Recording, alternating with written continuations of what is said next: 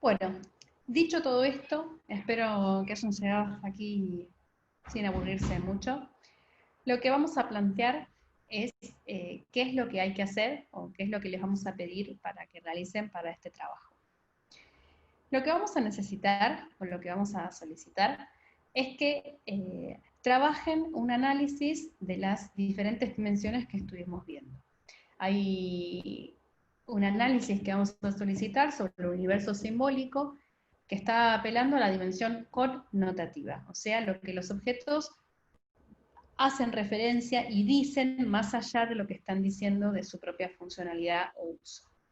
Y para trabajar el análisis connotativo de la dimensión connotativa, lo que vamos a pedir es que haya un relevamiento de formas de comercialización y de comunicación del producto, por ejemplo, envoltorio, marca, forma de venta, y también que haya un relevamiento y un análisis del propio producto de cuál es su forma y cómo están comunicando un mensaje que va más allá de la funcionalidad o el uso. ¿Sí? Ese es por un lado. Por otro lado, lo que vamos a plantear es el análisis desde lo formal y acerca del uso en sí mismo, a lo que llamamos dimensión denotativa. Esa dimensión o eje analítico va a estar focalizado en cómo comunica el objeto que se usa y cómo se usa. Y qué es lo que está teniendo de características, ya sean formales, de materialidades, de texturas, de colores, de ubicación, qué es lo que van, cómo van mostrando y demostrando en cada una de sus partes que el objeto se usa de un modo y no se usa del otro. Y que hagan un análisis, una vez más, como hasta ahora venimos haciendo, descriptivo y también analítico. Y como último, pero no menos importante, vamos a también solicitarles que exista una dimensión de análisis en función del mantenimiento y la seguridad. Si tiene instrucciones de uso, si debió tenerlas, si las tiene, cómo son, si hay datos obligatorios que tiene o debería tener, y si los debería tener, si los tiene o si no los tiene, qué pasa con la reciclabilidad y cómo se comunica si es o no reciclable algún componente o material que se haya utilizado, y qué ocurre con el mantenimiento preventivo o de emergencia. O sea, el de emergencia por ahí es un poco excesivo, pero ¿qué ocurre con el mantenimiento preventivo? ¿Cómo se mantiene ese producto? ¿Cómo me comunica que se puede mantener o no se puede mantener ese producto y qué podemos hacer al respecto? Así que en primer lugar lo que vamos a pedir es una vez más 2 paneles A3, o sea, una A3 y otra A3, o una A2, en donde puedan ir mapeando estos 3 niveles de análisis. Y por otro lado, vamos a estar solicitando un panel A3 al que llamamos estrategia de comunicación desde la perspectiva del usuario. ¿Sí?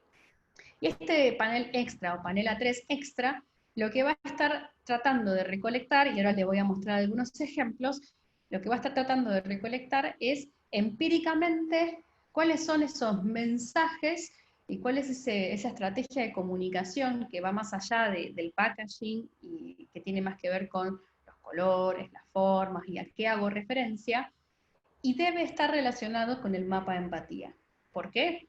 Porque acuérdense que unos slides anteriores decíamos que la estrategia de comunicación responde o está direccionada por ciertas preguntas. Una de esas preguntas es ¿para quién y por qué? El para quién es para quién está dirigido este producto, a quién realmente va dirigido, por qué y qué tiene, qué hace, qué toma, qué usa para que yo y cualquiera de nosotros podamos entender que ese producto se dirige a ese tipo de perfil de usuario. Si llegado a esta instancia reconocemos que los usuarios que definimos en los mapas de empatía no están relacionados o no están bien definidos o no están del todo, eh, no están del todo correspondientes con lo que ahora damos cuenta que es la estrategia de comunicación o los mensajes denotativos y connotativos del objeto, deberíamos poder replantear entonces los mapas de empatía y la relación con los usuarios. Fíjese, voy a pasar a leer esta placa, de todas maneras ya la tuvieron un ratito acá, completar nuestros mapas de empatía generando un collage visual del mundo simbólico, formal, material y comunicacional que conforma los mensajes y las principales características simbólicas del objeto. Lo vamos a llamar mood boards o collage. Debe ser intencionado, jerarquizando aquellos elementos más relevantes para comunicar los aspectos más significativos del objeto. No se preocupen, ahora vamos a ver unos ejemplos. Ejemplos de collage. Fíjense cómo la conjunción de imágenes, tanto de revistas o de otros lados, me hablan de una época, ¿sí? Se reconstruye la sensación de una época al superponer con cierto orden y decisión de jerarquías, una serie de componentes que conformaban lo que vamos a empezar a llamar mundo material de esa época o de un objeto, ¿sí? El mundo material es todo aquello que puedo ver y que puedo tocar o que puedo tocar, que va a estar siendo parte o va a estar influyendo en esa comunicación, en este caso, de una época. Y acá lo vemos más específico para un objeto, por ejemplo, ¿no? Esta técnica se llama mood boards, la del collage, que es esta, es un poco más libre y pueden buscar en internet, hay un montón de referencias, pero no tiene una regla tan específica, más allá de la superposición o la agrupación de imágenes con cierta línea y cierta jerarquía y cierto orden. Y acá tenemos los mood boards. El mood board sí van a encontrar en internet más como reglas para hacerlo, incluso hay hasta plantillas que nos permiten ya tener como de antemano una grilla donde tenemos secciones con diferentes jerarquías sobre el papel o sobre la compu. Y este mood board, por ejemplo, está hablando ya más de un producto. Fíjense cómo en el mood board empiezan a aparecer algunas formas como rayos, luces, objetos que se relacionan en este universo de los objetos que se le parecen a alguien, aplicaciones, componentes de interacción, componentes de la web. Empiezan a aparecer objetos de diferentes industrias o de diferentes mundos, pero que se componen el mismo universo simbólico, comparten el mismo universo simbólico del producto en cuestión. Se usa mucho en indumentaria y hoy en día también se usa mucho en diseño de producto digital.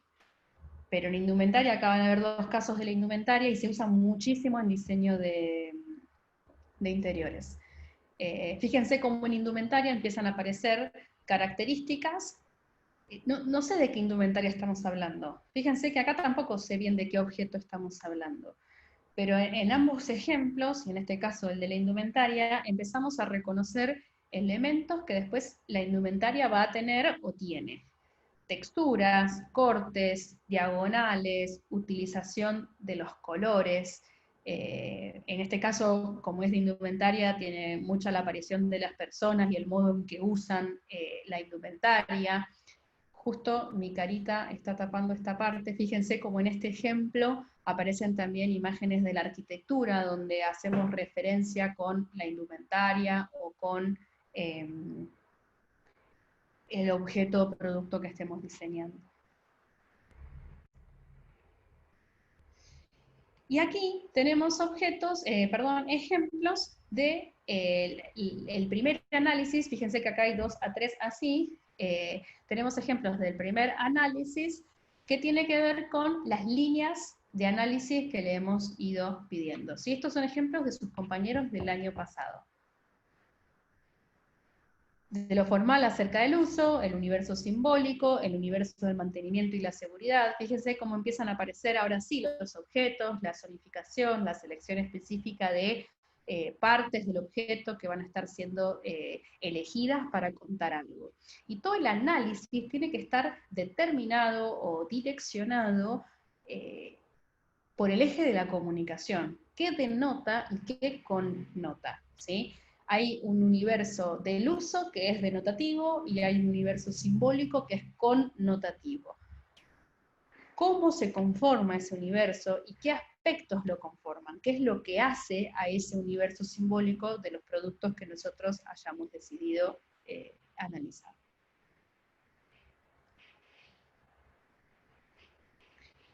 Y ahora ejemplos de collage del año pasado. El año pasado no dimos la técnica de moodboards, este año la hemos agregado porque si bien los collages están buenísimos, a mí me encanta la técnica del collage, este año por la distancia y la no presencialidad, optábamos por algunas herramientas que tuviesen un poco más de conducción o lineamiento posible de ser seguido.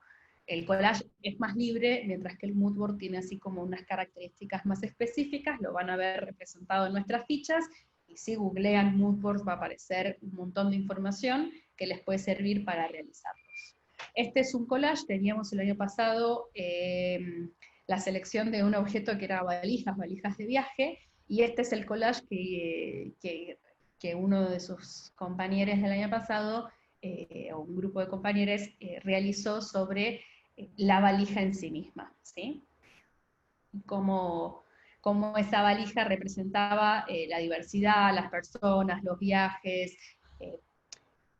Es interesante cómo están seleccionadas las imágenes, y en particular en este caso no hay una más jerárquica, o haciendo más jerarquía, generando mayor jerarquía por sobre la otra, y sin embargo tiene un nivel de lectura que, si bien al principio parece caótico, luego empezamos como a poder transitar diferentes universos posibles. En este caso, el grupo intentaba representar que el usuario era bastante genérico y no estaba determinado por un universo simbólico muy del target o muy particular de una característica específica. No era una valija para los negocios, ni era una valija para los deportistas, no era una valija muy genérica y que estaba representada más para el ocio, el turismo y las idas y vueltas. Y fíjense cómo arriba no,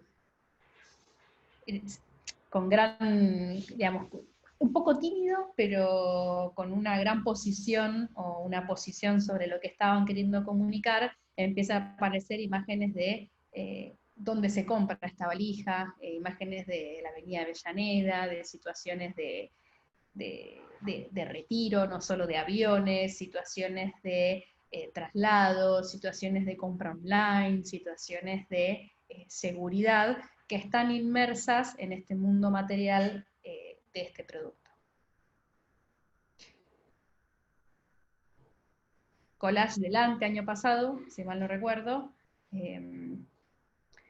No quedan muchas dudas, estamos representando, aunque pueda parecer un poco hasta, no sé, como no sé si la imagen es rara, es como psicodélica, ¿no? Y nos genera como cierta, no sé si incomodidad, pero hay como que leerla y verla desde el lado más psicodélico. Empiezan a representar no solo un grupo etario para el cual está dedicado un producto, sino también un estilo de cómo representar a los niños, ¿no? Un estilo más retro, más psicodélico, más de los 60, 70, 80, no sé bien cuál es la época específica, pero es un estilo no específicamente tan actual, que era propio del producto que estaban analizando.